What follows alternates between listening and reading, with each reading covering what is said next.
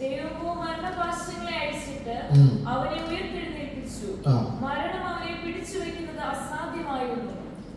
ദൈവമോ മരണപാശങ്ങളെ അഴിച്ചിട്ട് അവനെ ഉയർത്തെഴുന്നേൽപ്പിച്ചു.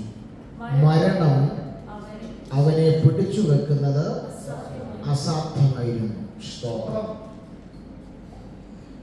മർക്കോസിന്റെ മാളികമുറിയിൽ ശ്ലീഹ പത്രോസ് പ്രസംഗിച്ച അനുഗ്രഹീതമായ ഒരു പ്രഭാഷണമാണ് നമ്മൾ ഇന്ന് ചിന്തിക്കാൻ പോകുന്ന വിഷയം. സ്തോത്രം. പുതിയ നിയമസഭയുടെ ആദ്യത്തെ പ്രസംഗമാണ് ശ്ലീഹ പത്രോസ് മർക്കോസിന്റെ മാളികമുറി നടത്തുമ്പോൾ യേശുക്രിസ്തുവിൻ്റെ ജനനവും യേശുക്രിസ്തുവിൻ്റെ വളർച്ചയും യേശുവിൻ്റെ കഷ്ടാനുഭവവും മരണവും ഉയർപ്പുമൊക്കെയാണ് തൻ്റെ പ്രസംഗത്തിലെ വിഷയം. സ്തോത്രം. യേശുവിനെ കുറിച്ച് പ്രസംഗിച്ചുകൊണ്ട് വന്നപ്പോൾ പത്രോസ് പറഞ്ഞൊരു സ്റ്റേറ്റ്മെൻ്റാണ് നമ്മൾ ഇന്ന് ചിന്തിക്കാൻ പോകുന്നത്. സ്തോത്രം. ആ വാക്യത്തിൻ്റെ സെക്കൻഡ് പോർഷനാണ് നമ്മൾ ഒന്ന് ശ്രദ്ധിക്കുന്നത്. മരണം അവനെ പിടിച്ചു വെക്കുന്നത് അസാധ്യമായിരുന്നു. ഇന്ന് രാത്രി ദൈവാത്മാവിനോട് പറഞ്ഞത്, എന്നെ പിടിച്ചു വെക്കുന്നത് അസാധ്യമാണെന്ന് വാദമെന്ന് പറയണം. കൃപ പ്രാപിച്ച ദൈവമക്കൾ ആധാരം തുറന്ന് എന്നെ പിടിച്ചു വെക്കുന്നത് അസാധ്യമാണെന്ന് പറയണം. സ്തോത്രം.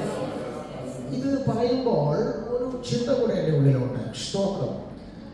യേശു ക്രിസ്തുവിനെ പിടിച്ചു വെക്കുന്നത് മരണത്തിന് അസാധ്യമായിരുന്നു. സ്തോത്രം. ആരെയാണ് മരണം പിടിച്ചത്? കഴിഞ്ഞ 3.5 വർഷം 42 മാസം മരണം പിടിച്ചു വെച്ചവരെയൊക്കെ മരണത്തിന്റെ കയ്യിൽ നിന്ന് റിലീസ് ചെയ്തവനെയാണ് ഇന്ന് മരണം പിടിച്ചത്. സാധാരണ ഒരാളെ അല്ല പിടിച്ചത്. 4 ദിവസം ഒരാളെ മരണം പിടിച്ചു വെച്ചു. ആരെയാ? ലാസറിനെ. ആ മരണത്തിന്റെ കയ്യിൽ നിന്ന് അവനെ റിലീസ് ചെയ്തു. 1 ദിവസം മുഴുവൻ വിധവയുടെ മകനെ പിടിച്ചു വെച്ചു. ആ മരണത്തിന്റെ കയ്യിൽ യേശു ആ മകനെ റിലീസ് ചെയ്തു. ഒരു യായിറോസിന്റെ മകനെ ചില മണിക്കൂറുകൾ മരണം പിടിച്ചു വെച്ചു. ആ മരണത്തിന്റെ കയ്യിൽ നിന്ന് യേശു റിലീസ് ചെയ്തു. അങ്ങനെ തൻ്റെ 33.5 വർഷത്തെ ജീവിതത്തിൽ, തൻ്റെ 42 മാസത്തെ ശുശ്രൂഷ കാലഘട്ടങ്ങളിൽ മരണം പിടിച്ചു വെച്ച പലരെയും മരണത്തിന്റെ കയ്യിൽ നിന്ന് റിലീസ് ചെയ്തെടുത്ത ആ നസറായനെയാണ് ഇന്നും മരണം പിടിച്ചത്. സ്തോത്രം. ഇന്നലകളിൽ നീ പ്രാർത്ഥിച്ചു പലരുടെയും കെട്ടടിച്ച് കാണാം, ഉപവസിച്ചു പലരെയും വിടുവിച്ച് കാണാം. പക്ഷേ അവരെയൊക്കെ നീ വിടുവിച്ച് കണ്ടേക്കാം. പക്ഷേ അവരെയൊക്കെ പിടിച്ച ചിലർ നിന്നെയും നാളെ പിടിക്കാം. ഇവിടെ ഒരു പദം, വളരെ സ്റ്റേറ്റ്മെന്റ് എനിക്ക് വളരെ ഇഷ്ടപ്പെട്ടത്. മരണം അവനെ പിടിച്ചു വെക്കുന്നത് അസാധ്യ. അർത്ഥം ഇങ്ങനെയാണ്, മരണം പിടിക്കുകയെന്ന് പറഞ്ഞില്ല, മരണം നിന്നെ പിടിക്കാം. രോഗം നിന്നെ പിടിക്കുകയെന്ന് പറയുന്നില്ല, രോഗം നിന്നെ പിടിക്കാം. ക്യാൻസർ നിന്നെ പിടിക്കാം, എക്സെട്ര. ഏത് രോഗവും നിന്നെ പിടിക്കാം. കടഭാരം നിന്നെ പിടിക്കരുതെന്ന് പറയുന്നില്ല, നിന്നെ പിടിക്കാം.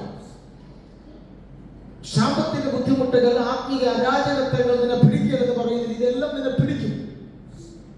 അതുകൊണ്ട് യേശു പറഞ്ഞ, ലോകത്തിൽ നിങ്ങൾക്ക് എന്തുണ്ട്? കഷ്ടമാണ്. നിന്നെ ഇതെല്ലാം പിടിക്കും. സ്തോത്രം. പക്ഷെ ഇന്ന് രാത്രിയിലെ നമ്മുടെ പ്രഖ്യാപനം, എന്നെ പിടിച്ചേക്കാം, പക്ഷെ പിടിച്ചു വെക്കുന്നത് അസാധ്യമാണ്. എത്ര പേർക്ക് വാദം പറയാൻ വേണ്ടി നിങ്ങൾ ഇവിടെ ഇത് വാ തുറന്നത് പറയുന്ന നിമിഷം ചിലരുടെ ശരീരത്തെ പിടിച്ചു വെച്ച ചില രോഗാത്മാവിന്റെ കെട്ടുകൾ അവരുടെ ശരീരം വിട്ട് അഴിഞ്ഞു മാറാൻ പോലെയാണ്. ചിലരുടെ സാമ്പത്തിക മണ്ഡലങ്ങളെ പിടിച്ചു വെച്ച ചില ഞെരുക്കത്തിന്റെ ശക്തികൾ, നിന്റെ വിദ്യാഭ്യാസത്തെ പിടിച്ചു വെച്ച ചില പൈശാചിക മണ്ഡലങ്ങൾ വാ തുറന്നത് എന്റെ തലമുറയെ പിടിച്ചു വെക്കുന്നത്, എന്റെ ശുശ്രൂഷയെ പിടിച്ചു വെക്കുന്നത്, എന്റെ കുടുംബത്തെ പിടിച്ചു വെക്കുന്നത്, എന്റെ സഭയെ പിടിച്ചു വെക്കുന്നത് നിനക്ക് അസാധ്യമെന്ന് വിളിച്ചു പറയുമ്പോൾ ഈ നിമിഷം റിലീസ് ആകുന്നു.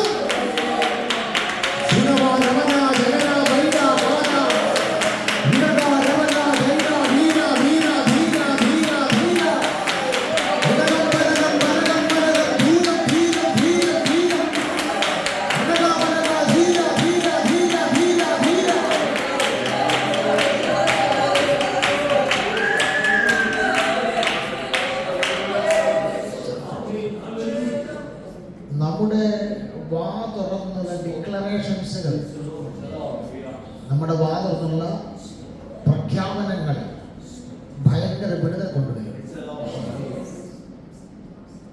ഭയങ്കര വിടുതൽ കൊണ്ട് ഞാൻ ഒരു പ്രഖ്യാപനം ചൂണ്ടിക്കാണിക്കാം. സ്തോത്രം. 1 ശമൂവേലിന്റെ പുസ്തകമാണെന്നാണ് എൻ്റെ ഓർമ്മ. 7-ാം അധ്യായത്തിൻ്റെ 12-ാം വാക്യത്തിൽ ശമൂവേൽ ഒരു പ്രഖ്യാപനം നടത്തുന്നുണ്ട്. ഇസ്രായേൽ ജനം കാണെ ശമൂവേൽ ഒരു പ്രഖ്യാപനം നടത്തി. ആ പ്രഖ്യാപനം എന്താണ്? യഹോവ ഇത്രത്തോളം ഞങ്ങളെ സഹായിച്ചു എന്ന് പറഞ്ഞ് ഏബനേസർ എന്ന് പേരിട്ടു. ഇതൊരു വലിയ പ്രഖ്യാപനമാണ്. പ്രഖ്യാപനത്തിന്റെ പശ്ചാത്തലം നമുക്കറിയാം. 2-3 വാക്യങ്ങൾ മുതൽ താഴോട്ട് വായിച്ചു തുടങ്ങുമ്പോൾ ഒരു ഉപവാസ പ്രാർത്ഥന നടക്കുന്നു മിസ്പയിൽ. ഇസ്രായേൽ മക്കൾ കുറച്ചു കാലം പിന്മാറ്റത്തിലായിരുന്നു. പിന്മാറ്റം മാറിയപ്പോൾ അവര് ശമൂവേലിനോട് പറഞ്ഞു, അങ്ങനെ എന്ത് ക്രമീകരിച്ചിരിക്കുക? ഒരു ഉപവാസ പ്രാർത്ഥന. മിസ്പയിൽ ഒരു ഉപവാസം നടക്കുമ്പോൾ ഫെലിസ്ത്യൻ അറിഞ്ഞു മിസ്പയിൽ എന്ത് നടക്കുന്നു? ഒരു ഉപവാസം നടക്കുന്നു. നമ്മുടെ നാട്ടിലൊക്കെ ഉപവാസം ഇഷ്ടം പോലെ നടക്കുന്നുണ്ട്. പക്ഷെ പിശാച് അറിയുന്നില്ല. പിശാച് അറിയണമെങ്കിൽ നിന്റെ ഉപവാസം കൊണ്ട് സാത്താൻ എന്തെങ്കിലും കേട് വരണം. സാത്താൻ എന്തെങ്കിലും കേട് വന്നാലേ ഇങ്ങനൊരു ഉപവാസം നടക്കുന്നുണ്ട് നാളെ എന്ത് ചെയ്യുള്ളൂ. മിസ്പയിൽ ഒരു ഉപവാസം നടക്കുമ്പോൾ ഫെലിസ്ത്യൻ അറിഞ്ഞു മിസ്പയിൽ എന്ത് നടക്കുന്നു? ഫെലിസ്ത്യന് തമ്മിൽ പറഞ്ഞു, നമുക്കൊരു കാര്യം ചെയ്യാം, ഇപ്പൊ അങ്ങോട്ട് ചെല്ലുകയാണെങ്കിൽ എല്ലാവരും കൂടെ ഒരുമിച്ച് എന്ത് ചെയ്യും? കിട്ടും. ഓരോരുത്തരെ തപ്പി പിടിക്കണ്ടല്ലോ, എല്ലാവരും കൂടെ ഒരുമിച്ച് നമുക്ക് കൊല്ലാം എന്ന് പറഞ്ഞ് ഉപവാസം നടക്കുന്ന ആ ശക്തമേറിയ പ്രാർത്ഥന നടക്കുന്ന ഹോളിന്റെ വെളിയിൽ വന്ന് ഫെലിസ്ത്യൻ നിന്നു. എന്തിനാ നിന്നറിയാമോ? ഉപവാസം കഴിഞ്ഞ് വെളിയിലോട്ട് ഇറങ്ങുന്നവനെ ഓരോന്നിനെ എന്ത് ചെയ്യാം? വെട്ടിക്കൊന്നു കളയാൻ വെയിറ്റ് ചെയ്തിരിക്കുക. പിശാച് ഒരിക്കലും യോഗത്തിനകത്ത് കയറുവാൻ ആരെ ആക്രമിക്കുകയല്ല. എവിടെയെങ്കിലും കൺവെൻഷനകത്ത്, എവിടെയെങ്കിലും ഉപവാസ പ്രാർത്ഥനയ്ക്കകത്ത്, സഭായോഗത്തിനകത്ത് പിശാച് ഒന്ന് ആക്രമിക്കുന്നത് കണ്ടിട്ടുണ്ടോ? സാത്താൻ എപ്പോഴും ആക്രമിക്കുന്നത് ഈ യോഗം കഴിഞ്ഞ് നീ വെളിയിലേക്ക് ഇറങ്ങും. സ്തോത്രം.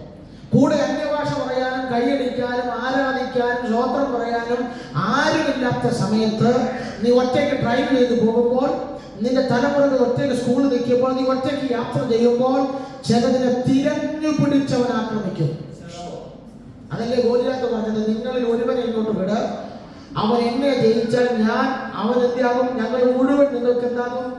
അടിമയാകും. മറിച്ച് ഞാനാണ് ജയിക്കുന്നതെങ്കിൽ നിങ്ങളെല്ലാം ഞങ്ങൾക്ക് അടിമയാകണം. ദൈവാത്മാവനോട് പറയുന്നു, ഈ പ്രാർത്ഥന കഴിഞ്ഞ് വെളിയിൽ ഇറങ്ങുന്ന ചിലതിനെ തിരഞ്ഞു പിടിച്ച് ആക്രമിക്കാൻ പദ്ധതി ഒരുക്കുന്ന ചില പൈശാചിക അജണ്ടകൾ ഇന്ന് രാത്രി ദൈവാത്മാവ് ക്യാൻസൽ ചെയ്യാൻ പോകുകയാണ്.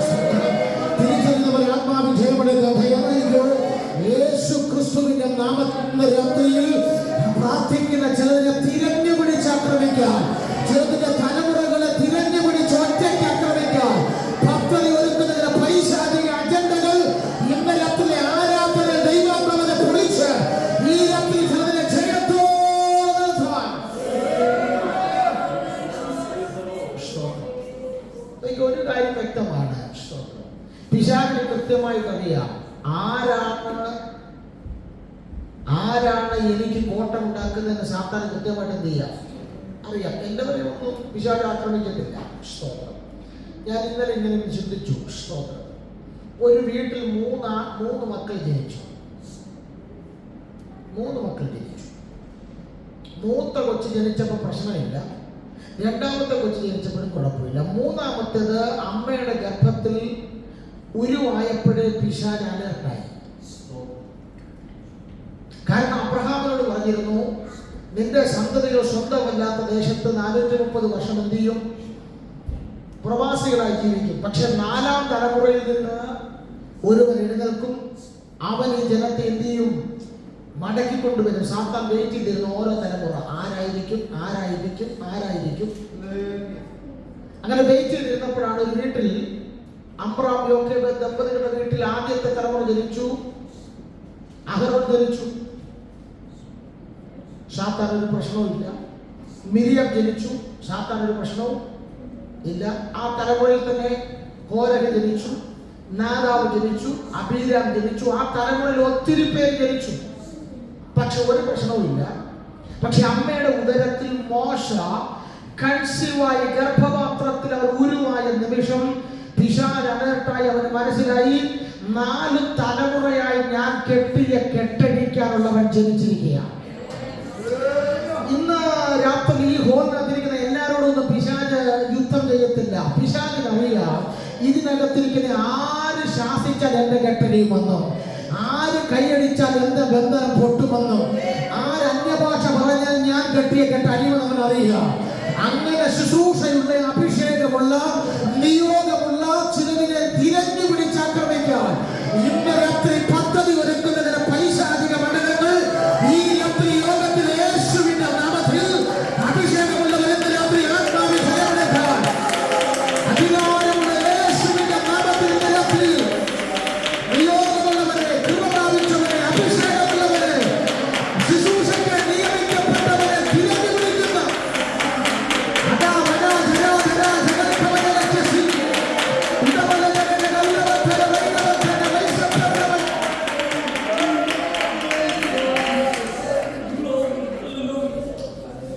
യോബിന്റെ പുസ്തകം വായിക്കുമ്പോൾ യുദ്ധത്തിന് ചമയ്ക്കപ്പെട്ട കുതിരയുടെ ഒരു പ്രത്യേകത പറയുന്നുണ്ട്. യുദ്ധത്തിന് ചമയ്ക്കപ്പെട്ട കുതിര എന്താ അവന്റെ പ്രത്യേകത? അവൻ ദൂരത്തു നിന്ന് യുദ്ധം മണക്കും. ദൂരത്തുനിന്ന് രാജാവ് നോക്കുമ്പോൾ കുതിര കിടന്ന് ഭയങ്കര ബഹളം. കുതിര ആ കെട്ടുമൂട്ടിൽ കിടന്ന് മണ്ണെല്ലാം കുത്തി ഇളക്കി അവൻ ചിഹ്നം പിടിച്ച് ബഹളം ഉണ്ടാക്കുക. രാജാവ് ചോദിച്ചു, കുതിരക്കാരോട് ചോദിച്ചു, എന്താ അവന് കഴിക്കാനൊന്നും കൊടുത്തില്ല, ഏതോ എന്താ പ്രശ്നം? കുതിരക്കാരൻ പറഞ്ഞു, എന്താ അറിയത്തില്ല, കുറച്ച് സമയമായിട്ട് അവൻ അടങ്ങി നിൽക്കുന്നില്ല, അവൻ ചിഹ്നം വിളിക്കുന്നു, മണ്ണ് കുത്തി ഇളക്കുന്നു, അവൻ ആകെ പ്രശ്നമാണ്. കാരണം രാജാവ് അറിഞ്ഞില്ല, ചില കിലോമീറ്ററുകൾക്കപ്പുറത്ത് ശത്രു സൈന്യവുമായി വന്നു നിന്നത് രാജാവ് അറിഞ്ഞില്ല. പക്ഷെ യുദ്ധത്തിന് ചമയ്ക്കപ്പെട്ട കുതിര അവൻ ദൂരത്തുനിന്ന് യുദ്ധം മണത്തു. ഇങ്ങനെ രണ്ടെണ്ണം ഈ സഭയ്ക്കകത്തുണ്ടെങ്കിൽ നിന്റെ സഭ അസാധാരണ സഭയാവും. ആക്സിഡന്റ് വന്നു കയറിയിട്ടല്ല, പിശാചിന്റെ തലമുറയെ ഞോണ്ടിക്കൊണ്ട് പോയതിന് ശേഷമല്ല, അനർത്ഥം വന്നതിന് ശേഷമല്ല നീ ഉപസിക്കേണ്ടത്. പിന്നെ നാളെ പകൽ, നാളെ കഴിഞ്ഞ പകൽ, അടുത്ത മണിക്കൂറിൽ നിന്റെ കുടുംബത്തിനെതിരെ പിശാച് ഒരുക്കി വെച്ചിരിക്കുന്ന പദ്ധതികളെ ഇന്ന് രാത്രി ആത്മാവിൽ ബന്ധിക്കാം.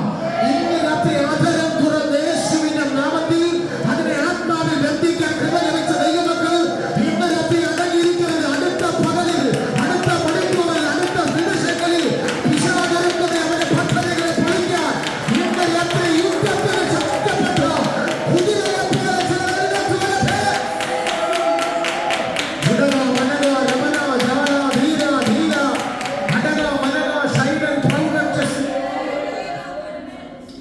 ഫെലിസ്ത്യൻ വാതിക്കൽ വന്ന് നിൽക്കുന്നുള്ള വാർത്ത ഉപവാസ പ്രാർത്ഥന കേട്ടിരിക്കുന്ന ഇസ്രായേൽ മക്കൾ അറിഞ്ഞു.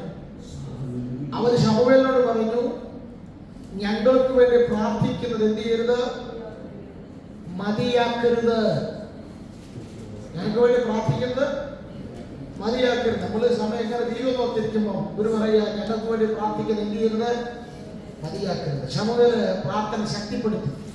എങ്ങനെ? ഒരു ആട്ടിൻകുട്ടി എടുത്ത് യഹോവയ്ക്ക് എന്ത് ചെയ്തു, ഹോമയാഗം അർപ്പിച്ചങ്ങോട്ട് ആ ഉപവാസം കൊണ്ട് ശക്തിപ്പെട്ടതും എന്ത് സംഭവിച്ചു? വെളിയിൽ കാത്തു നിന്ന ഫെലിസ്ത്യന്റെ മേൽ യഹോവ ഇടിമുഴക്കം നടത്തി. അകത്ത് പ്രാർത്ഥന ശക്തമാണെങ്കിൽ പുറത്തു നിനക്കെതിരെ നിൽക്കുന്നതിനെ ഇന്ന് രാത്രി ദൈവം തൊടും. ചിലരോട് ഇന്ന് രാത്രി ആത്മാവിൽ പറയുന്നു, അകത്ത് നിന്റെ ആരാധന ഇന്ന് രാത്രി ശക്തമാണെങ്കിൽ, അകത്ത് നിന്റെ കയ്യടി ഇന്ന് രാത്രി ശക്തമാണെങ്കിൽ, അകത്ത് നിന്റെ അന്യഭാഷ ഇന്ന് രാത്രി ശക്തമാണെങ്കിൽ, പുറത്തു നിനക്കെതിരെ നിൽക്കുന്നതിന് അന്ധകാര മണ്ഡലങ്ങളെ ഇന്ന് രാത്രി ദൈവത്തിന്റെ കരം തൊടാൻ പോവുകയാണ്. വിശ്വസിക്കുന്നവർ ഇന്ന് രാത്രി ദൈവത്തിന് ആരാധന കൊടുത്തു. അകത്ത് ആത്മാവിൽ നീ ആരാധിച്ച് ശക്തിപ്പെടുന്നു. പുറത്ത് നിന്നെ തൊടാൻ കാത്തുന്ന ചിലതിനെ ഇന്ന് രാത്രി ദൈവത്തിന്റെ കരം തുറന്നത്.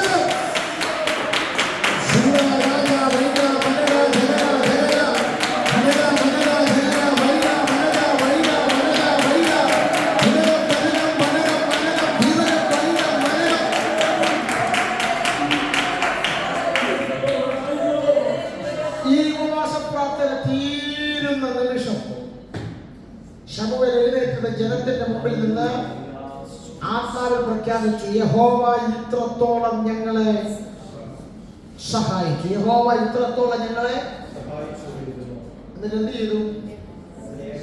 ആ സ്ഥലത്തിന് ഏബനേസർ എന്ത് ചെയ്തു എന്ന് പറഞ്ഞാൽ ഉപവാസം കഴിഞ്ഞപ്പോൾ പേര് മാറ്റി. എന്ത് മാറ്റി? അതിന്റെ നല്ല പേരുണ്ടായിരുന്നു മിസ്പ. മിക്കവാറും ചർച്ചിന്റെ പേര് മിസ്പ ഫുൾ ഗോസ്പൽ. എന്താ പേര് മാറ്റാൻ കാര്യം? ഈ പേര് ആരുന്നതാ? ഉൽപ്പത്തി പുസ്തകം 31-32 അധ്യായം വായിക്കുമ്പോൾ ഈ പേര് ലാബാനും യാക്കോബും കൂടെ ചേർന്നിട്ട പേരാണ്. ഏത്? മിസ്പ. എന്താ കാര്യം? യാക്കോബും ലാബാനും തമ്മിൽ അവസാനമായി കണ്ടപ്പോൾ അവർ നമ്മൾ ഉടമ്പടി ചെയ്തു. എന്താ? ഇവിടുന്ന് ആരും അങ്ങോട്ടും വന്ന് നിന്നെ ഉപദ്രവിക്കത്തില്ല, അവിടുന്ന് ആരും ഇങ്ങോട്ടും വന്ന്. അതിനവരൊരു കൽക്കുമ്പാരം എടുത്ത് കൂട്ടിവെച്ചു. അതിനവരൊരു പേരിട്ടു. എന്ത്? ഗലേഡ്. അതിനവരിട്ട പേരാണ് മിസ്പ, അല്ലെങ്കിൽ കാവൽ മാടം. മിസ്പ എന്ന വാക്കിന്റെ അർത്ഥമാണ് കാവൽ മാടം. ഞാൻ ആ ഭാഗം ഇങ്ങനെ പരിശോധിച്ചു നോക്കിയപ്പോൾ യാക്കോബ് ഉടമ്പടി ചെയ്തത് പിതാക്കന്മാരുടെ ദൈവമായ യഹോവയുടെ നാമത്തിലാണ്. ലാബാൻ ഉടമ്പടി ചെയ്തതും യാക്കോബിന്റെ ദൈവത്തിന്റെ നാമം എന്നൊക്കെ പറഞ്ഞ. പക്ഷേ ഒരു കാര്യം എനിക്ക് പറയാം, വർഷങ്ങളായി ഒരു കാവൽമാടൻ അവിടെ നിൽക്കുകയാണ്. പക്ഷെ ഉപവാസ പ്രാർത്ഥന കൂടെ നടത്തി ഉപവാസം തീരുന്നതിന് മുമ്പ് ശമൂവേൽ എന്ത് ചെയ്തു? ആ കാവൽമാടം ഒന്ന് പൊളിച്ചു. ഇന്ന് രാത്രി ഞാൻ മെസ്സേജ് പറയുമ്പോൾ ചിലരുടെ വീട്ടിലെ മണ്ണിന്റെ കെട്ടുകൾ വരെ ദൈവാത്മാവ് അഴിക്കും. എന്നോട് കർത്താവ് ശക്തമായി പറയുന്നു, നിന്റെ കൂടാരത്തിലെ നിന്റെ മണ്ണിന്റെ മേലേക്ക് അവകാശവാദം പറയുന്ന ചില കാവൽ മാടങ്ങൾ ഇന്ന് രാത്രി ദൈവാത്മാവ് വെട്ടിപ്പൊളിക്കാൻ പോകുകയാണ്. ഇതെന്റെ മണ്ണാണെന്ന് പറഞ്ഞ് ഇതെന്റേതാണെന്ന് അവകാശം പറയുന്ന ഒരു നാഗത്തെ പോലെ മണ്ണിലൂടെ ചുറ്റി നടന്ന് അവകാശവാദം ഉന്നയിക്കുന്ന ചില കാവൽ മാടങ്ങൾ, വർഷങ്ങളായിരിക്കുന്ന ചില കാവൽ മാടങ്ങൾ ഇന്ന് രാത്രിയിലെ ആരാധനയിൽ ദൈവ കാവൽ മാടങ്ങൾ പൊളിക്കാൻ പോകുകയാണ്. യേശുവിന്റെ നാമത്തിൽ ഇന്ന് രാത്രിയിൽ ആ കാവൽ മാടങ്ങൾ പൊളിഞ്ഞിട്ട് ദൈവം മറ്റൊരു പേരിടാൻ പോകുന്നു. ഏബനേസർ എന്ന പേര്, യഹോവയുടെ സഹായം വെളിപ്പെടുന്ന മറ്റൊരു പേരിന്റെ രാത്രി ചലിക്കാൻ പോകുകയാണ്. തിരിച്ചറിയുന്ന ദൈവത്തിന് ആരാധന കൊടുത്തു. നിന്റെ അപ്പന്റെ കാലം മുതൽ അത് നിന്റെ കാവൽ മാടങ്ങൾ ഇന്ന് രാത്രി പൊളിയുന്നു. ദൈവം ഇന്ന് രാത്രി മുതൽ അതിന്റെ പേര് മാറ്റി. എന്താ പേര്? പുതിയ പേര് ഏബനേസർ. എന്നോട് കർത്താവ് പറയാൻ നിർബന്ധിക്കുന്നു, അടുത്ത ഞായറാഴ്ച നിങ്ങൾ ഇവിടെ വരുന്നതിന് മുൻപ് ചില വീടുകളിൽ ഏബനേസർ വെളിപ്പെടാൻ പോകുകയാണ്. എന്താ? യഹോവയുടെ സഹായം. നിന്റെ ജോലിയിലാകാം, നിന്റെ ആരോഗ്യത്തിലാകാം, തലമുറയിലാകാം, ഏതോ എക്സെട്രാ ചില വിഷയങ്ങൾക്കകത്ത് ദിവസങ്ങൾക്കകം ഏബനേസർ വെളിപ്പെടാൻ പോകുകയാണ്. ദൈവത്തിന്റെ സഹായം വെളിപ്പെടാൻ പോകുകയാണ്. നിന്റെ ശുശ്രൂഷയ്ക്കകത്ത് ദൈവത്തിന്റെ സഹായം വെളിപ്പെടാൻ പോകുകയാണ്. നിന്റെ കുടുംബത്തിനകത്ത് ദൈവത്തിന്റെ സഹായം ഇന്നത്തെ ചലിക്കുന്നു. വിശ്വസിക്കുന്നവർ ദൈവത്തിന് ആരാധന കൊടുക്കുക.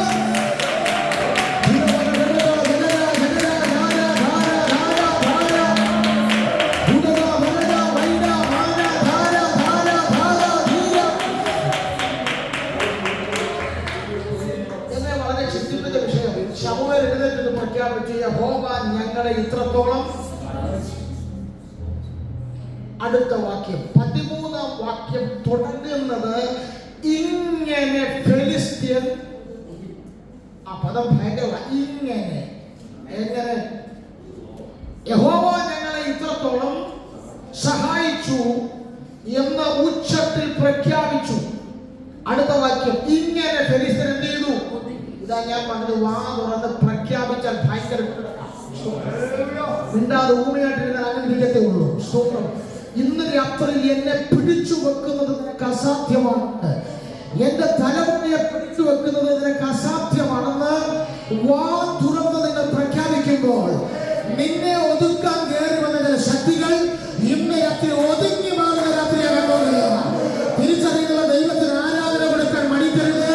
ഇന്ന് രാത്രി എന്റെ തലമുറയെ പിടിച്ചു വെക്കുന്നത്, എന്റെ ആരോഗ്യത്തെ പിടിച്ചു വെക്കുന്നത്, എന്റെ ശുശ്രൂഷയെ പിടിച്ചു വെക്കുന്നത് നിനക്ക് അസാധ്യമാണെന്ന് വാ തുറന്ന് നിന്നെ പ്രഖ്യാപിക്കുന്ന നിമിഷം നിന്നെ ഒതുക്കാൻ കയറി വന്ന ചിലത് ഇന്ന് രാത്രി ഒതുങ്ങി മാറുകയാണ്.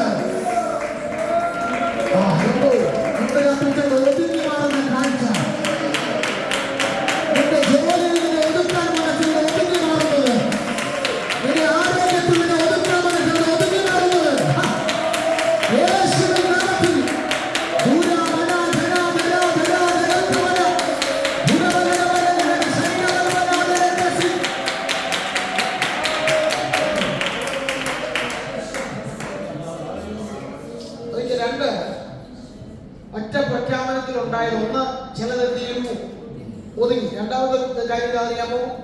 ഒറ്റ പ്രഖ്യാപനത്തിൽ ലൈഫ് ലോങ് ഡെലിവറൻസ്. എന്ത്? എല്ലാ മാസവും ഉപവാസം വെച്ച് ബന്ധനം കഴിക്കണ്ട.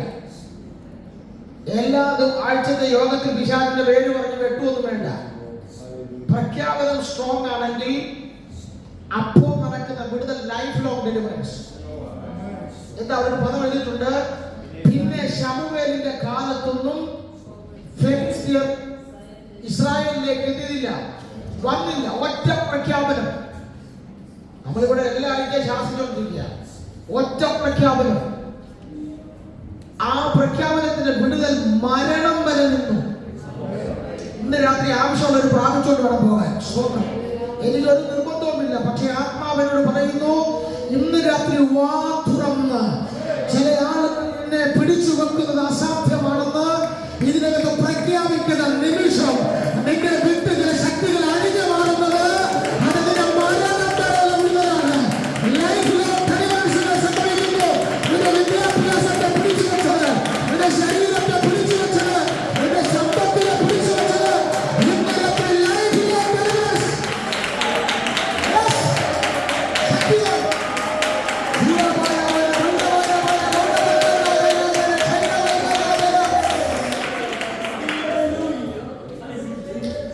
പ്രഖ്യാപനങ്ങളുടെ വിടുതൽ. ഞാൻ എപ്പോഴും ചിന്തിക്കാം, കർത്താവായ യേശു ക്രിസ്തുവിനെ ഹൃദയം കൊണ്ട് വിശ്വസിച്ച് വാഗൊണ്ട്, സത്യത്തിൽ അതിന്റെ ആവശ്യമില്ല, ഹൃദയം കൊണ്ട് വിശ്വസിച്ചാൽ പോരെ. പക്ഷേ ഹൃദയം കൊണ്ട് വിശ്വസിക്കുന്നത് വാഗൊണ്ട് ഏറ്റു പറയുമ്പോഴാണ് ആ കർത്തൃത്വത്തിന്റെ കീഴിലേക്ക് വരുന്നത്. യേശു ക്രിസ്തുവിന്റെ കർത്തൃത്വത്തിന്റെ കീഴിൽ വരണമെങ്കിൽ ഹൃദയം കൊണ്ട് വിശ്വസിച്ചത് വാഗൊണ്ട് എന്ത് ചെയ്യണം? അതുകൊണ്ട് അവരെ വാഗൊണ്ട് നീ പ്രഖ്യാപിക്കുന്ന പ്രഖ്യാപനങ്ങൾ ഓൺ ദ സ്പോട്ടിൽ വിടുതൽ കിട്ടുന്നു.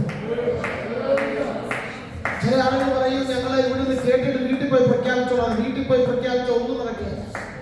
അതിന്റെ കാര്യം, ഒരു സ്പീഡ് ബോട്ട് റാസൽ കൈമയിലെ സ്കൂൾ ഗ്രൗണ്ടിൽ കൊണ്ടിട്ടാൽ അത് ഓടുകയല്ല. അതിന് സ്റ്റാർട്ട് ചെയ്ത് അത് മണ്ണ് കുത്തി ഇളക്കി അവിടെ തന്നെ നിൽക്കും. കാരണം ആ സ്പീഡ് ബോട്ടിൽ ചലിക്കാനുള്ള അന്തരീക്ഷം അവിടെ ഇല്ല.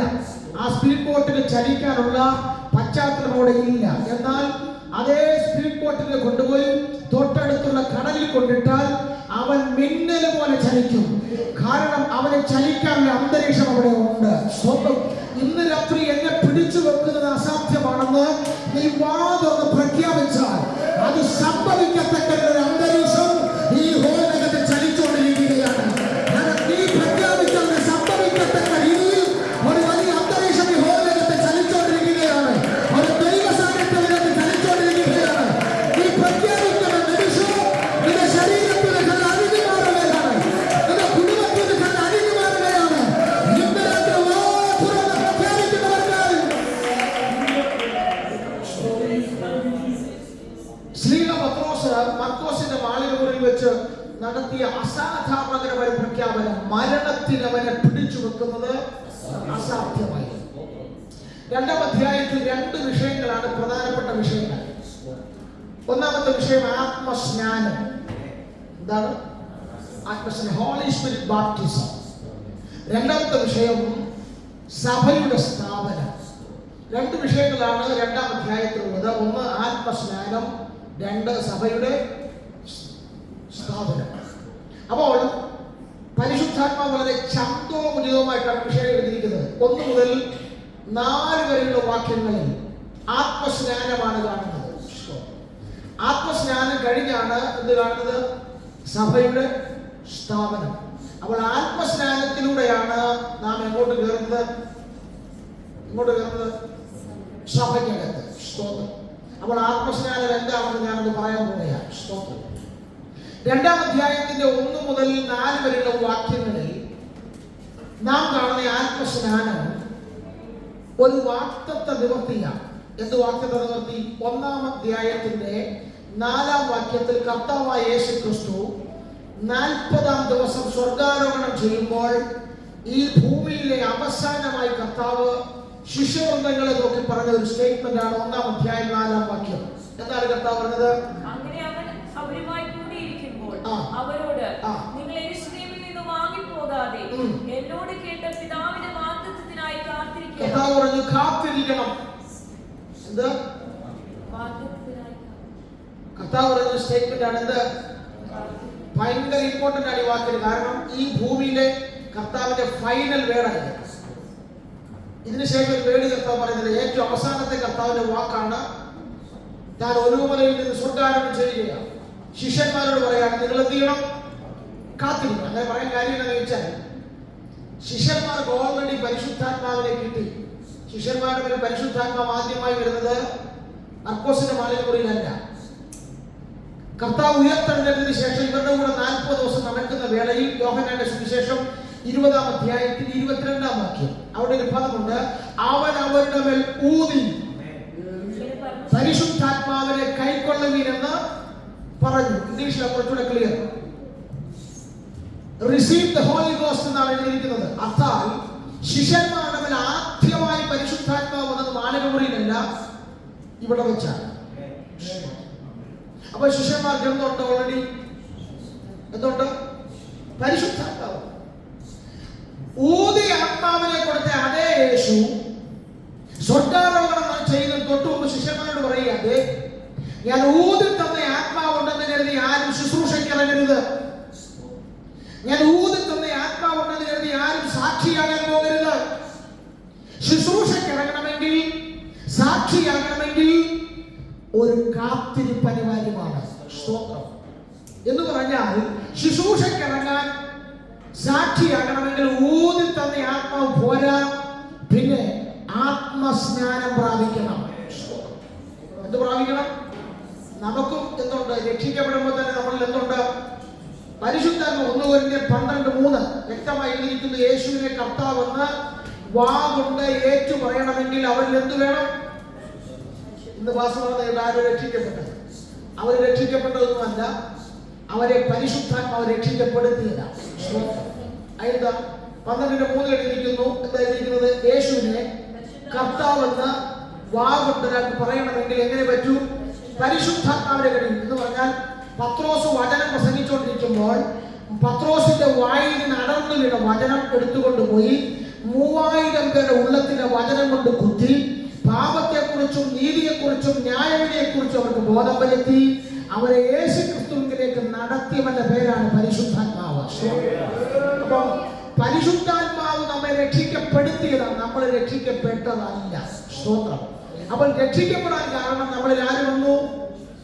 പരിശുദ്ധാത്മാവ്. എന്നാൽ ആ ആത്മാവ് പോരാ, പിന്നെ ആ ആത്മാവ് കൊണ്ട് ശുശ്രൂഷിക്കാൻ കഴിയില്ല, സാക്ഷിയാകാൻ കഴിയില്ല. അതിന് കർത്താവ് പറഞ്ഞു, നിങ്ങൾ കാത്തിരിക്കണം.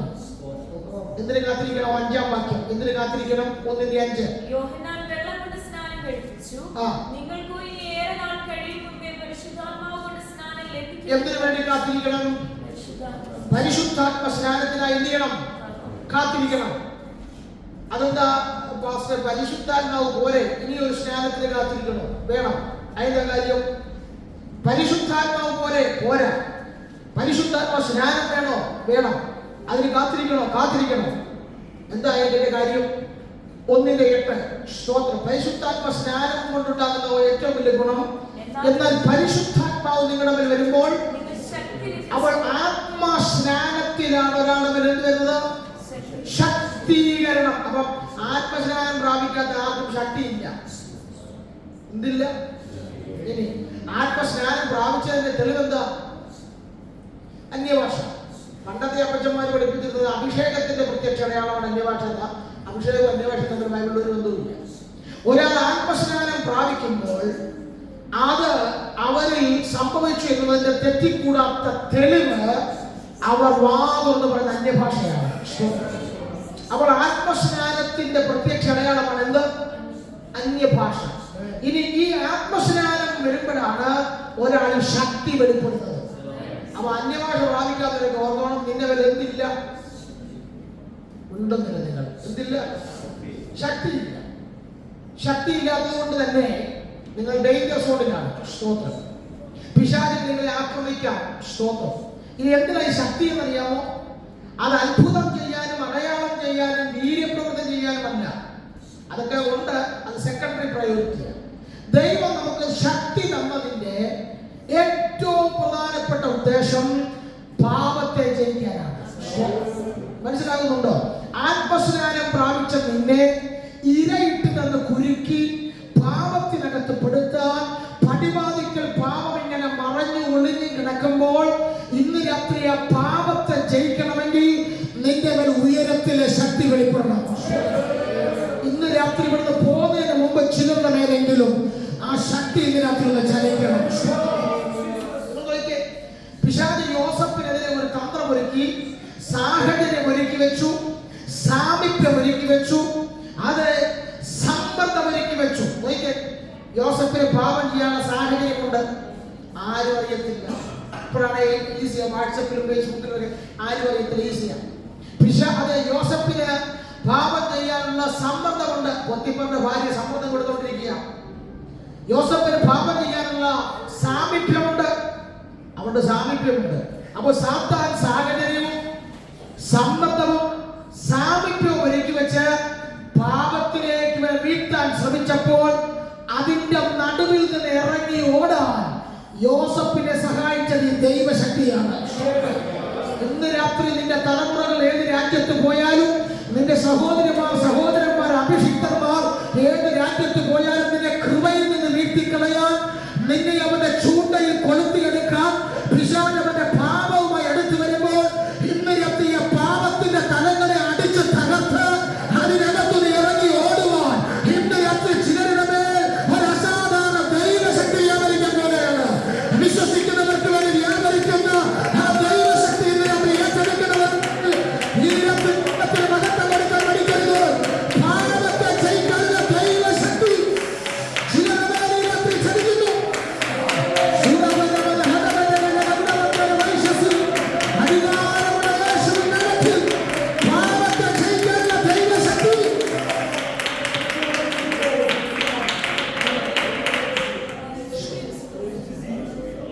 മർക്കോസിന്റെ മാളികമുറിയിൽ രണ്ട് കാര്യങ്ങൾ നടന്നു. രണ്ട് കാര്യങ്ങൾ ആത്മസ്നാനം വെളിപ്പെടുമ്പോൾ രണ്ട് കാര്യങ്ങൾ നടന്നു. ഒന്ന്, മാനിഫെസ്റ്റേഷൻ ഉണ്ടാകും. എന്തുണ്ടാകും?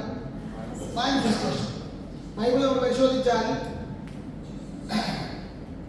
ആത്മസ്നാനം ഒരാളിൽ നടക്കുമ്പോൾ രണ്ട് കാര്യങ്ങൾ ഉണ്ടാകും. ഒന്ന്, മാനിഫെസ്റ്റേഷൻ. എന്താ ഉണ്ടായ മാനിഫെസ്റ്റേഷൻ? എന്താ? അഗ്നിജ്വാലയ്ക്ക് പുറന്ന നാവ് അവർക്ക് എന്ത് ചെയ്തു? പ്രത്യക്ഷമായി. രണ്ട്, കൊടിയിലെ കാറ്റിന്റെ മുഴക്കം അവർ കേട്ടു. അപ്പൊ ആത്മസ്നാനം നടക്കുമ്പോൾ എന്തുണ്ടാകും? മാനിഫെസ്റ്റേഷൻ ഉണ്ടാകും, ബഹളമൊക്കെ ഉണ്ടാകും, ഇത്ര ശബ്ദമൊക്കെ ഉണ്ടാകും. കേട്ടില്ലേ? ആത്മസ്നാനം നടക്കുമ്പോൾ എന്റെ ഓർമ്മ ശരിയാണ്, ഞാൻ 9 വയസ്സുള്ളപ്പോഴാണ് എനിക്ക് ആത്മസ്നാനം പ്രാപിച്ചത്. 11ാമത്തെ വയസ്സിൽ ഞാൻ പ്രസംഗിക്കാൻ കൺവെൻഷനിൽ കയറി തുടങ്ങി. ആത്മസ്നാനം നടക്കുമ്പോൾ ചില ബഹളമൊക്കെ ഉണ്ടാവും, ശബ്ദമൊക്കെ ഉണ്ടാവും, മാനിഫെസ്റ്റേഷനുകൾ, ഡെമോൺസ്ട്രേഷനുകൾ ഉണ്ടാവും. ചില ആളുകളെ എടുത്തെറിയും, ചില ആളുകൾ ചിലപ്പോൾ പൊട്ടിക്കരഞ്ഞിരിക്കാം, ചില ആളുകൾ അവരുടെ ശരീരത്തിൽ തണുപ്പ് പോലെ മഞ്ഞ് പോലെ എന്തോ ഫീൽ ചെയ്തിരിക്കാം, ചിലർക്ക് ചൂട് പോലെ വന്നിരിക്കാം. പലതരത്തിലുള്ള മാനിഫെസ്റ്റേഷനുകൾ ഉണ്ടാകും പരിശുദ്ധാത്മാവ് ഒരാളെ സ്നാനം പഠിപ്പിക്കുമ്പോൾ. ആത്മസ്നാനത്തിൽ ഈ മാനിഫെസ്റ്റേഷൻസുകൾ ഉണ്ടാകും, ചലനമുണ്ടാകും. നമ്മുടെ സഭകളിൽ ആത്മസ്നാനം നടക്കാത്തതുകൊണ്ടാണ് ഈ ചലനമൊന്നും അധികം അറിയാത്തത്. സ്തോത്രം. എന്നാൽ ആത്മസ്നാനത്തിൽ ഉണ്ടാകുന്ന രണ്ടാമത്തെ കാര്യം ട്രാൻസ്ഫോർമേഷൻ ഉണ്ടാകും. എന്തുണ്ടാകും എന്ന് പറഞ്ഞാൽ ഈ ബഹളം കൊണ്ട് തീരുന്നതല്ല ആത്മസ്നാനം. പിന്നെ ബഹളം കഴിയും. ബഹളം കഴിഞ്ഞാൽ പിന്നെ പ്രകടമായ മാറ്റങ്ങൾ നിങ്ങളിൽ ഉണ്ടാകും. ഞാൻ പറയാൻ പോകുന്ന കേട്ടോ. സ്തോത്രം. നിങ്ങൾ പ്രാപിച്ച ആത്മസ്നാനം ഒറിജിനലാണോ അറിയാനുള്ള ടെസ്റ്റാണ് അടുത്ത് പറയാൻ പോകുന്നത്. സ്തോത്രം. അതിന്റെ കാര്യം വെച്ചാൽ മിക്കവാറും ആളുകൾ പറയുന്നത് അന്യഭാഷ ഒറിജിനലൊന്നുമല്ല, പല ആളുകളെ ഡ്യൂപ്ലിക്കേറ്റ്. ഇപ്പോഴാണ് നാട്ടിലിങ്ങനെ പറയുന്നത് സ്പെഷ്യലിസ്റ്റുകൾ ചെവി വന്ന് അന്യഭാഷ പറഞ്ഞു കൊടുക്കുന്നുണ്ട്. കാരണം അവർക്ക് ഇപ്പൊ എണ്ണ എടുത്താൽ മതി. ചില ആളുകളെ ടോർച്ചർ ചെയ്യും. അന്യഭാഷ പ്രാപിച്ചില്ലെങ്കിൽ ചില ടോർച്ചർ ചെയ്യും. പിന്നെ നിവർത്തിക്കാതെ അടുത്തും വലത്തിരിക്കുന്ന ആളുകൾ ചേർത്തടിക്കുന്ന ആളുകളുമുണ്ട്. സ്തോത്രം. ഈ ഒറിജിനൽ അന്യഭാഷയാണെന്ന് എങ്ങനെ അറിയാം? ആത്മസ്നാനം ഒറിജിനൽ ആണെന്ന് എങ്ങനെ അറിയാം? നിങ്ങൾ അന്യഭാഷ പറഞ്ഞുകൊണ്ടിരിക്കുമ്പോൾ തന്നെ നിങ്ങളിൽ ട്രാൻസ്ഫോർമേഷൻ ഉണ്ടാകുന്നില്ലെങ്കിൽ നിങ്ങളിൽ ഉണ്ടാകുന്ന ആത്മസ്നാന ഊർജ്ജമല്ല. എന്തൊക്കെ ട്രാൻസ്ഫോർമേഷൻ ഉണ്ടാകും? ഒന്നിനെ പെട്ടെന്ന് വിളിച്ചു പറയാം. ഒന്ന്, ആത്മസ്നാനം നടക്കുമ്പോൾ ഒരാളിൽ ഉണ്ടാകുന്ന ഒന്നാമത്തെ ട്രാൻസ്ഫോർമേഷൻ അവരുടെ പ്രയർ ലൈഫ് ചേഞ്ച് ആകും. അവരുടെ പ്രാർത്ഥനാ ജീവിതം തെളിവ് പറയാം. ആത്മസ്നാനം പ്രാപിക്കുന്നതിന് മുമ്പ് 5 മിനിറ്റ് പ്രാർത്ഥിച്ചുകൊണ്ടിരുന്നവൻ ആത്മസ്നാനം പ്രാപിച്ചു കഴിയുമ്പോൾ 5 മണിക്കൂർ പ്രാർത്ഥിക്കും. ഉണ്ടാകുന്നുണ്ടോ? ഇല്ലെങ്കിൽ സംതിങ് പ്രോബ്ലം. തെളിവ് തരാം. സുവിശേഷങ്ങളിലേക്ക് നോക്കി യേശുവിന്റെ ശിഷ്യന്മാർ ഒരു സ്ഥലത്തും പ്രാർത്ഥിച്ചതായി രേഖപ്പെടുത്തിയിട്ടില്ല. ശിഷ്യന്മാർക്ക് പ്രാർത്ഥനാ ജീവിതമേ ഉണ്ടായിരുന്നില്ല. പക്ഷെ അവരെ കർത്താവിനോട് ചോദിച്ചു, ഗുരു ഞങ്ങളെ പ്രാർത്ഥിക്കാൻ. യോഹന്നാൻ 11:1 ഗുരു ഞങ്ങളെ പ്രാർത്ഥിക്കാൻ. കർത്താവ് ഒരു പ്രാർത്ഥന കൊണ്ട് പഠിപ്പിച്ചു. സൂപ്പർ പ്രാർത്ഥന. 8 കണ്ടന്റുകൾ അടങ്ങിയിട്ടുള്ള ഒരു അനുഗ്രഹീതമായ പ്രാർത്ഥന. പക്ഷെ എന്നെ ചിന്തിപ്പിച്ചത്, ചോദിച്ചു വാങ്ങിച്ചു പ്രാർത്ഥന പഠിച്ച ഈ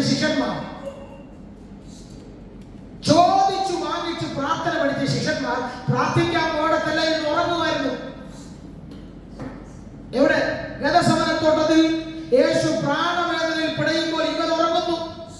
മറുരൂപമലയിൽ മോശയിൽ ഏരിയാവുന്ന നിൽക്കുമ്പോഴും ഇവർ വിഷാദത്താൽ ഉറങ്ങുന്നു. ചോദിച്ചു വാങ്ങിച്ചു പ്രാർത്ഥന പഠിച്ചവര് പ്രാർത്ഥിക്കാൻ പോകത്തല്ലേ എന്ത് ചെയ്യാ? ഉറങ്ങുക. പക്ഷെ ഇതേ ശിഷ്യന്മാർ, സെയിം ശിഷ്യന്മാരെ അപ്പോസ്തല പ്രവൃത്തിയോട് നോക്കി. 2-ാം അധ്യായം 42-ാം വാക്യം, അവർ അപ്പം മുറുക്കിയും പ്രാർത്ഥന കഴിച്ചും പോന്നു. 3-ാം അധ്യായത്തിന്റെ 1-ാം വാക്യം, പത്രോസും യോഹന്നാനും 9-ാം മണി നേരത്ത് പ്രാർത്ഥനാ സ്ഥലത്തേക്ക് പോയി. 4-ാം അധ്യായത്തിന്റെ 30-31 വാക്യം, അവർ ഒരുമിച്ച് കൂടിയിരുന്ന് പ്രാർത്ഥിക്കുമ്പോൾ അവർ ഇരുന്ന ഇടം കുലുങ്ങി. 6-ാം അധ്യായത്തിന്റെ 3-4 വാക്യങ്ങൾ പത്രോസ് പറയുന്നു, ഞങ്ങൾ പ്രാർത്ഥനയിലും വചന ശുശ്രൂഷയിലും ഉറ്റിരിക്കും. ഞാൻ ഒരു 20 വാക്യം നിങ്ങൾക്ക് റഫറൻസ് ആയിട്ട് തരാം. യേശുവിന്റെ ശിഷ്യന്മാർ പ്രാർത്ഥിച്ചു എന്ന് അപ്പോസ്തല പ്രവൃത്തിയിൽ രേഖപ്പെടുത്തിയിരിക്കുന്ന കുറഞ്ഞത് 20 വാക്യം. ഞാൻ ഇത് വായിക്കാൻ അന്തം വിട്ടുപോയി. ഞാൻ എക്സൈറ്റഡ് ആയിപ്പോയി. കാരണം സുവിശേഷങ്ങളിലെന്നും പ്രാർത്ഥനയുടെ പ്രാബല്യമില്ലാത്ത ശിഷ്യന്മാർ അപ്പോസ്തല പ്രവൃത്തിയിൽ വന്നപ്പോൾ പ്രാർത്ഥനയിൽ കരശാലികളായി മാറി, പ്രാർത്ഥനയിൽ അസാധാരണക്കാരായി മാറി. അവർ ശ്വസിക്കുന്നത് അവർ അറിയാത്തതുപോലെ പ്രാർത്ഥിക്കുന്ന മണിക്കൂറുകൾ പോകുന്നത് അവർ അറിയുന്നില്ല. ഞാൻ ചോദിച്ചു, പീറ്റർ, ജോൺ, ജേക്കബ്, നിങ്ങൾ എങ്ങനെയാണ് ഇങ്ങനെ പ്രാർത്ഥിക്കുന്നത്? നിങ്ങൾക്ക് എങ്ങനെ ഇങ്ങനെ പ്രാർത്ഥിക്കാൻ കഴിയുന്നു? നിങ്ങൾ പണ്ട് പ്രാർത്ഥിച്ചവരല്ലല്ലോ, ഇപ്പോൾ എങ്ങനെയാണ് ഇങ്ങനെ പ്രാർത്ഥിക്കുന്നത്? അതിനൊറ്റ മറുപടിയെ പത്രോസിന് പറയാനുള്ളൂ. അത് ശരിയാണ്, ഞങ്ങൾ സുവിശേഷങ്ങളിൽ പ്രാർത്ഥിച്ചിരുന്നില്ല, ഞങ്ങൾ സുവിശേഷങ്ങളിൽ പ്രാർത്ഥിക്കാൻ കഴിയുമായിരുന്നില്ല. പക്ഷെ ഇപ്പോൾ ഞങ്ങൾ പ്രാർത്ഥനയിൽ കരശാലികളാകാൻ കാരണം മർക്കോസിന്റെ മാളിക മുറിയിൽ ഒരുവൻ ഞങ്ങളുടെ മേൽ വന്നിറങ്ങി. ഇന്ന് രാത്രി ജനങ്ങളോട് ദൂത് പറയുന്നു, പരിശുദ്ധാത്മാവ് നിന്നെ ടേക്ക് ഓവർ ചെയ്യാൻ തുടങ്ങിയാൽ, പരിശുദ്ധാത്മാവ് നിന്നെ തൊടാൻ തുടങ്ങിയാൽ, നിന്റെ പ്രാർത്ഥനാ ജീവിതത്തെ കെട്ടിക്കളഞ്ഞ മുഴുവൻ കെട്ടുകളും ഇന്ന് രാത്രി പരിശുദ്ധാത്മാവ് പൊട്ടിക്കാൻ പോവുകയാണ്. വിശ്വസിക്കാൻ ആത്മാവ് കഴിയുന്നവർ ആത്മാവ് സ്തോത്രം ചെയ്തു. നിന്റെ പ്രാർത്ഥനാ ജീവിതത്തെ ബന്ധിച്ചു കളഞ്ഞ മുഴുവൻ പൈശാചിക കെട്ടുകൾ ഇന്ന് രാത്രി പരിശുദ്ധാത്മാവ് പൊട്ടിച്ച് നിന്റെ പ്രാർത്ഥനയെ ശക്തരാക്കി തീർക്കും.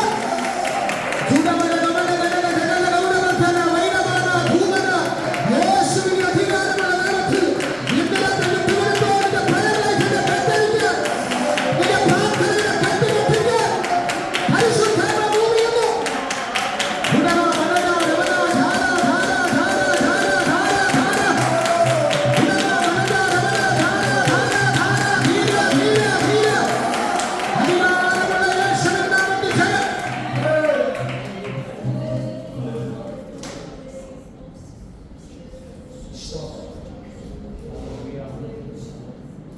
ഒരു ദിവസം 24 മണിക്കൂർ ദൈവം നമുക്ക് തരുന്നു. സമയത്തിന് ദശാംശം കൊടുക്കണം. 2 മണിക്കൂർ 40 മിനിറ്റ് സമയം. അല്ലാത്തവർ കാര്യം തീർക്കുന്ന നാളിൽ കണക്ക് പറയേണ്ടി വരും. അപ്പോൾ എനിക്ക് ഡ്യൂട്ടി ഉണ്ടായിരുന്നു, ബിസി ആയിരുന്നു, ഇതൊന്നും അവിടെ ചെലവാകത്തില്ല, ഡ്യൂട്ടി ഇല്ലാതെ എന്നെ വീട്ടിൽ ഇരുത്തി പ്രാർത്ഥിപ്പിക്കാനും ദൈവത്തിന്. അപ്പോൾ ഞാൻ ദാവീദിനെയൊക്കെ സമ്മതിച്ചു. ദാവീദ് പറയാ, ഞാൻ കാലത്തും ഉച്ചയ്ക്കും വൈകുന്നേരത്തും ആരാ രാജാവ് പണിയില്ലാതിരിക്കുകയല്ല, ഒരു രാജ്യത്തിന്റെ മുഴുവൻ കാര്യം എന്ത് ചെയ്യണം? മന്ത്രിമാരുമായിട്ട് മീറ്റിംഗ് ഉണ്ട്, യുദ്ധതന്ത്രങ്ങളുണ്ട്, ഒത്തിരി കാര്യമുണ്ട്. പക്ഷെ ദാവീദ് ഒരു കാര്യം തീരുമാനിച്ചു, പ്രാർത്ഥനയ്ക്കുള്ള സമയം മാറ്റി വെച്ചിട്ടുള്ള കാര്യം മാത്രം എനിക്ക് മതി. അതെന്റെ വെല്ലുവിളിച്ചൊക്കെ പറഞ്ഞു കേട്ടിട്ടുണ്ട്, പണിയെല്ലാം ഒന്ന് കഴിഞ്ഞിട്ട് വേണം കുറച്ച് സമയം പ്രാർത്ഥിക്കാൻ. അത് തെറ്റാണ്. വേദപുസ്തകം പറയുന്നത്, തിമോഥെയോസിന്റെ ലേഖനത്തിൽ എഴുതിയിട്ടുണ്ട്, സകലത്തിനും മുൻപേ പ്രാർത്ഥിക്കണം. നിന്റെ പണി കൂലിയെല്ലാം കഴിഞ്ഞിട്ടുള്ള അത് നീ കൈവച്ചാൽ മതി. വേദപുസ്തകം പറയുന്നില്ല. സകലത്തിന് മുൻപ് എന്ത് ചെയ്യണം? പ്രയോറിറ്റി എന്തിന്? നമുക്ക് റീൽസ് കാണാൻ സമയമുണ്ട്, ഫോൺ വിളിച്ച് മണിക്കൂറുകൾ സംസാരിക്കാൻ സമയമുണ്ട്, നമുക്ക് ഇഷ്ടമുള്ളതെല്ലാം ചെയ്യാൻ സമയമുണ്ട്. പക്ഷെ സമയത്തിന് ദശാംശം ദൈവസന്നിധി കൊടുക്കാൻ എന്തില്ല? സമയമില്ല. നിങ്ങൾ നോക്കി നോക്കിയേ, സുവിശേഷങ്ങൾ പഠിച്ചു നോക്കിയേ, 22 പ്രാവശ്യം എഴുതിയിട്ടുണ്ട് യേശു പ്രാർത്ഥിച്ചു. ആര് പ്രാർത്ഥിച്ചത്? യേശു. അതിൽ ലൂക്കോസിന്റെ സുവിശേഷത്തിൽ മാത്രം എഴുതിയിട്ടുണ്ട് 11 പ്രാവശ്യം യേശു പ്രാർത്ഥിച്ചത്. അതിന്റെ കാര്യം ലൂക്കോസിന്റെ സുവിശേഷമാണ് യേശുവിന്റെ മനുഷ്യത്വം എഴുതിയിരിക്കുന്നത്. ഇപ്പൊ മനുഷ്യനായിരുന്ന യേശുവിന് പ്രാർത്ഥന അനിവാര്യമായിരുന്നു എന്നുള്ളതിന് തെളിവ് 11 പ്രാവശ്യം ലൂക്കോസ് എഴുതിയത് യേശു പ്രാർത്ഥിച്ചു. ബൈബിളിൽ 2 തരം പ്രാർത്ഥനയുണ്ട്. ഒന്ന് പബ്ലിക് പ്രയർ, 2 പ്രൈവറ്റ് പ്രയർ. പരസ്യ പ്രാർത്ഥനയും, പരസ്യ പ്രാർത്ഥനക്കാരെ കുറിച്ചാണ് യേശു പറഞ്ഞത്. എന്ത്? പരീശന്മാർ, കപടഭക്തിക്കാർ, അവരെന്ത് ചെയ്യും? ദീർഘമായി പ്രാർത്ഥിക്കും. സഭായോഗത്തിന് അനുഗ്രഹത്തിന് പ്രാർത്ഥിക്കാൻ പറഞ്ഞാൽ അവരാദ്യം മറന്നു പോകും. 7 എമിറേറ്റ്സുകൾക്ക് വേണ്ടി പ്രാർത്ഥിക്കും, 7 എമിറേറ്റ്സിൽ ഉണർവുണ്ടാകാൻ പ്രാർത്ഥിക്കും. സഭായോഗത്തിന് ദീർഘമായിട്ട് എന്ത് ചെയ്യും? കർത്താവിനെ അടി പറഞ്ഞു. അവർ ഉപായ രൂപേണ ദീർഘമായി അവരുടെ പ്രാർത്ഥനയുടെ പുറകിൽ എന്തുണ്ട്? ഉപായം, തന്ത്രമുണ്ട്. തന്ത്രം. യേശുക്രിസ്തു പരസ്യ പ്രാർത്ഥന നടത്തിയിട്ടില്ല. ആകെ കർത്താവ് പരസ്യമായി പ്രാർത്ഥിച്ചത് യോഹന്നാൻ 17 മഹാപൗരോഹിത്യ പ്രാർത്ഥന. ബാക്കിയെല്ലാം കർത്താവിന്റെ പ്രയർ എങ്ങനെയായിരുന്നു? Private prayer, secret prayer. അതിന്റെ തെളിവാണ് കർത്താവ് മത്തായി സുവിശേഷം 6:6 കർത്താവ് ഈ രഹസ്യ പ്രാർത്ഥനയെ കുറിച്ച് ഉപദേശം പറയുന്നുണ്ട്. മാത്യു ചാപ്റ്റർ 6:6 നീയോ പ്രാർത്ഥിക്കുമ്പോൾ അറയിൽ കടന്ന്. അവ രഹസ്യ പ്രാർത്ഥനയ്ക്ക് എന്ത് വേണം? വാതിലടയ്ക്കാനുള്ള ഒരു പ്രാർത്ഥന രഹസ്യ പ്രാർത്ഥനയല്ല, അത് ഫാമിലി പ്രയർ. വാതിൽ എന്ത് ചെയ്യണം? അടയ്ക്കണം. എന്തിനാ വാതിലടയ്ക്കാൻ പറഞ്ഞത്? വാതിലിനകത്ത് ഞാനും നീയും മാത്രം മതി. കർത്താവ് പറയുകയാണ്, നിന്നോട് വാതിലടയ്ക്കാൻ പറഞ്ഞത് വാതിലിനകത്ത് ഞാനും നീയും മാത്രം മതി. അതുകൊണ്ട് ഗുരുലേഖനത്തിൽ ഭാര്യ ഭർത്താക്കന്മാരുടെ കടമ പറയുന്നതോട് പറയുന്നുണ്ട്, പ്രാർത്ഥനയ്ക്കല്ലാതെ പരസ്പര സമ്മതത്തോടുകൂടെ നിങ്ങൾ എന്ത് ചെയ്യരുത് എന്ന് പറഞ്ഞാൽ, പ്രാർത്ഥനയ്ക്ക്, രഹസ്യ പ്രാർത്ഥനയ്ക്ക് ഇരിക്കുമ്പോൾ ഭാര്യയുടെ കൂടെ ഭർത്താവ് വേണ്ട, കർത്താവ് മതി. രഹസ്യ പ്രാർത്ഥനയ്ക്ക് ഇരിക്കുമ്പോൾ ഭർത്താവിന്റെ കൂടെ ഭാര്യ വേണ്ട, കർത്താവ് മതി എന്ന്. ഇന്ന് രാത്രി ദൈവാത്മാവ് നിങ്ങളോട് പറയുന്നു, വാതിലടയ്ക്കാൻ കർത്താവ് നിങ്ങളോട് പറയുന്നു. നിങ്ങളുടെ സഭയോട് വാതിലടയ്ക്കാൻ കർത്താവ് പറയുന്നു. എന്തിനാ വാതിലടയ്ക്കാൻ പറഞ്ഞത്? വാതിലിനകത്ത് നിന്നോട് സംസാരിക്കാൻ ഒരുവൻ കൊതിയോടെ ഇരിക്കുന്നു. കർത്താവ് വെയിറ്റ് ചെയ്തിരിക്കുക വാതിലിനകത്ത് നിന്നോട് സംസാരിക്കാൻ. നിനക്കെവിടെ സമയം? വാതിലടയ്ക്കും ഇല്ല. നീ എന്തിനാ വാതിലടയ്ക്കാൻ പറഞ്ഞത്? 2, മോശയോട് ദൈവം പറഞ്ഞു പർവ്വതത്തിൽ കയറി വരാൻ. മോശയോട് 2ാമത് പർവ്വതത്തിൽ കയറി വരാൻ പറഞ്ഞപ്പോൾ 2ാം പ്രാവശ്യം ഒരു കാര്യം കൂടെ ദൈവം പറഞ്ഞു. കയറി വരുന്നതിന് മുമ്പ് ഒരു കാര്യം ഉറപ്പാക്കണം. എന്ത്? ഈ പർവ്വതത്തിന് ചുറ്റും ഒരു കന്നുകാലി പോലും മേയുന്നില്ലെന്ന് എന്ത് ചെയ്യണം? ഉറപ്പ് വരുത്തിയിട്ട് മുകളിലോട്ട് വരാമോ? എന്താ ഇതിന്റെ അർത്ഥം? ഞാനും നീയും മുകളിൽ ഇരുന്ന് സംസാരിച്ചോണ്ടിരിക്കുമ്പോൾ നിന്റെ ശ്രദ്ധ തിരിക്കുന്നതൊന്നും താഴെ എന്ത് ചെയ്യാൻ പാടില്ല. കന്നുകാലി പോയാൽ നീ ഇങ്ങോട്ട് നോക്കുമെന്ന് ഞാനും നീ തമ്മിൽ സംസാരിക്കുമ്പോൾ നിന്റെ അറ്റൻഷൻ തിരിക്കുന്നതൊന്നും എന്ത് ചെയ്യരുത്, താഴ്വാരത്തെ കാണരുത്. വാതിലടയ്ക്കാൻ പറഞ്ഞ കാര്യമല്ല ഇത്. വാതിലടച്ചില്ലെങ്കിൽ നീ ഇവിടെ പ്രാർത്ഥിച്ചുകൊണ്ടിരിക്കുമ്പോൾ പിള്ളേർ കയറി വരും, മമ്മി ആ തോരൻ എവിടെ വെച്ചേക്കുന്നത്, ഭർത്താവ് കയറി വരും, നീ ആ താക്കോൽ ഇവിടെ, പിശാച് ഒത്തിരി എണ്ണത്തെ കയറ്റി വിടും. അതുകൊണ്ടാണ് കർത്താവ് പറഞ്ഞത് എന്ത് ചെയ്യണം, വാതിൽ ഇത് പറഞ്ഞാൽ പ്രാർത്ഥനയ്ക്കിരിക്കുന്ന നിന്റെ ശ്രദ്ധ തിരിക്കുന്നതൊന്നും അവിടെ വരരുത്. 3:32 സങ്കീർത്തനം ദാവീദ് പറഞ്ഞു, നിന്നോടല്ലോ കർത്താവേ ഞാൻ എന്റെ പാപമേറ്റു പറഞ്ഞത്.